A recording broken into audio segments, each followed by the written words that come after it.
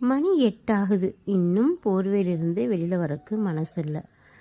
அப்படி போர்வைக்குள்ளார யார் எப்போவுமே 4 மணிக்கெல்லாம் எழுந்திருவோம், இல்லைனா கடைசிக்கு 5 மணிக்காவது எழுந்திரிச்சு நாங்கள் நல்லா விளையாண்டுட்ருப்போம். இன்றைக்கி எங்களுக்கு விளையாடுறக்கு மூடில் நல்லா தூங்கணும். போர்வைக்குள்ளே யாருன்னு பார்க்குறீங்களா? வேறு யாரும் இல்லை, நம்ம மூத்தவன் தான்.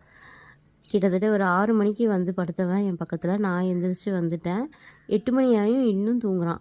ஏன்னா இதுக்கு காரணம் என்னன்னு பார்த்தீங்க அப்படின்னா, கோயம்புத்தூரில் இப்போ 2-3 நாளாகவே நல்லா கிளைமேட் அப்படியே சேஞ்ச் ஆகி ஊட்டி மாதிரி இருக்குது. சில சில காற்று, மலை சாரல் அப்படின்னு பயங்கரமாக இருக்குது கிளைமேட். இந்த கிளைமேட்டுக்கு நமக்கே எந்திரிக்க தோணாது. அப்போ அவங்களுக்கு எப்படி இருக்கும்? நல்லா போர்வைக்குள்ளார எதமாக தூங்கணும் அப்படின்னு சொல்லிட்டு தூங்கிட்டு இருக்காரு. நான் வீடியோ எடுக்கிறதுக்குள்ளார வெளியில் வந்தாச்சு. இப்போ பார்த்தீங்கன்னா குடும்பத்தோடு எல்லாருமே வெளியில் இந்த மலை சாரலோட ரசிச்சுட்டு விளையாண்டுட்ருக்காங்க. பார்க்குறக்கு அழகாக இருக்குல்ல. இன்னும் 2 நாள் இல்லை, நாளைக்கு போயிடுவாங்க. நாளைக்கு அவங்க வீட்டுக்கு போயிடுவாங்க.